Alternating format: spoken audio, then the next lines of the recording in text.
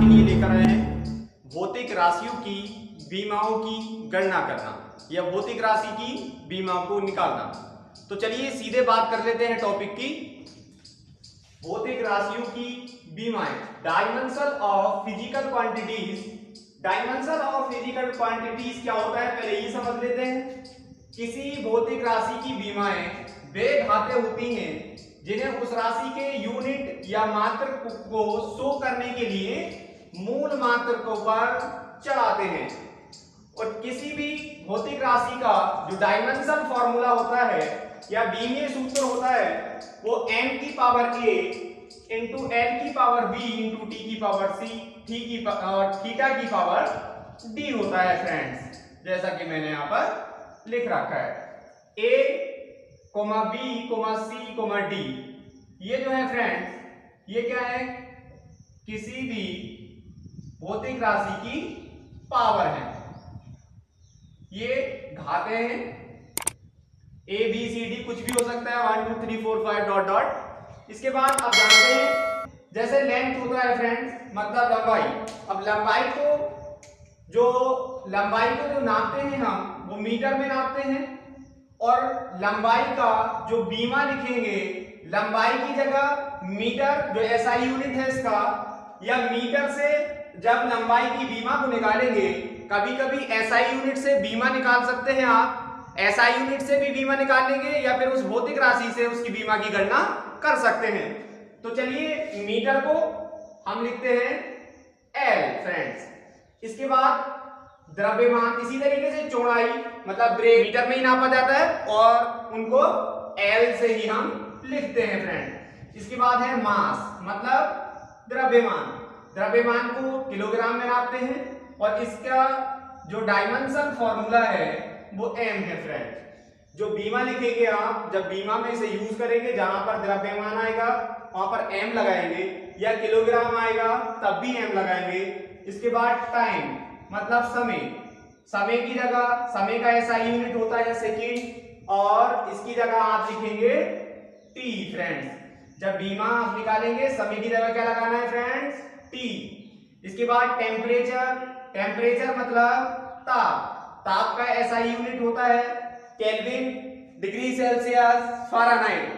उसकी जगह पर आपको लिखना है थीटा, जहां पर ताप आएगा वहां पर क्या यूज करेंगे, थीटा। अब इसके बाद फ्रेंड्स कुछ भौतिक राशियों के मैं आपको डायमेंशन फॉर्मूला निकाल कर दिखाता हूं। जैसे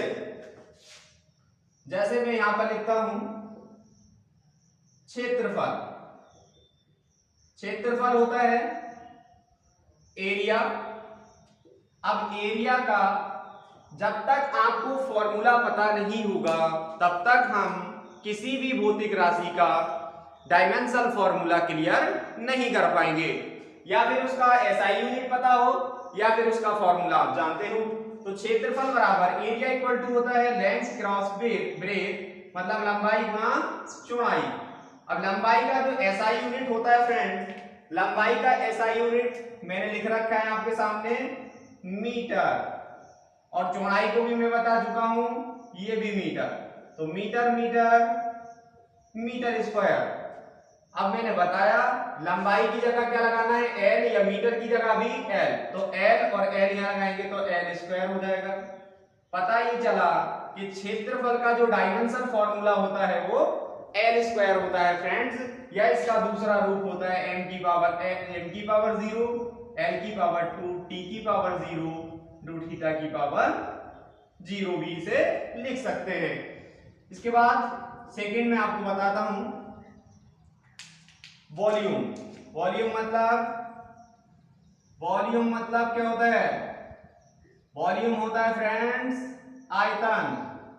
अब आयतन क्या, आयतन का फॉर्मूला, आयतन किसे कहते हैं, लंबाई तथा चौड़ाई व ऊंचाई के गुणनफल को वॉल्यूम कहा जाता है, आयतन कहा जाता है। सिंबल ऑफ वॉल्यूम V है। आयतन बराबर length cross breadth cross height. मैं बता चुका हूं लेंथ ब्रेथ हाइट को मीटर में ही नापते हैं, तो इसी प्रकार मीटर क्यूब ही हो जाएगा आपका, और इसका जो डायमेंशन फॉर्मूला होगा वो l की क्यूब हो जाएगा। इसी को हम m की पावर 0, l की पावर 3, थीटा t की पावर 0, थीटा की पावर 0 भी लिख सकते हैं। इसके बाद नंबर थर्ड वेग। वेग मतलब वेलोसिटी। अब वेलोसिटी, वेग बराबर क्या होता है आप जानते हैं। वेग किसे कहते हैं? डिस्प्लेसमेंट अपॉन टाइम, मतलब विस्थापन अपॉन समय के अनुपात को ही आप वेग कहते हैं। विस्थापन बटे समय, विस्थापन अपॉन समय। और विस्थापन क्या है? दूरी में जो परिवर्तन होता है फ्रेंड्स, उसी को विस्थापन कहते हैं। तो दूरी में परिवर्तन मतलब मीटर में ही नापा जाएगा और समय सेकंड में मापा जाएगा। अब मीटर को आप नापते हैं एल, और सेकंड को मैं बता चुका हूं, जैसा कि ऊपर लिखा हुआ भी है मेरे पास, समय का टी लिखना है, सेकंड की जगह टी लिखना है। अब इसे ऊपर लेके जाएंगे तो एल जब नीचे की पावर पॉजिटिव होगी और ऊपर लेके जाएंगे तो निगेटिव हो जाएगी, एल टी की पावर -1। तो ये वेलोसिटी का डायमेंशन फॉर्मूला एल टी की पावर -1, या जिसको लिख सकते हैं m की पावर 0, एल टी की पावर -2, थीटा की पावर 0। इसी तरीके से फ्रेंड्स चाल क्या है? स्पीड होता है। और स्पीड किसे कहते हैं? चाल किसे कहते हैं? दूरी मतलब डिस्टेंस अपॉन टाइम, दूरी बटे समय, डिस्टेंस अपॉन टाइम। और दूरी को जो मापते हैं वो आप मीटर में ही मापते हैं, अपॉन सेकेंड, समय का सेकेंड। अब इसका देख लें, मीटर का एल लिख देंगे और सेकेंड का टी लिख देंगे।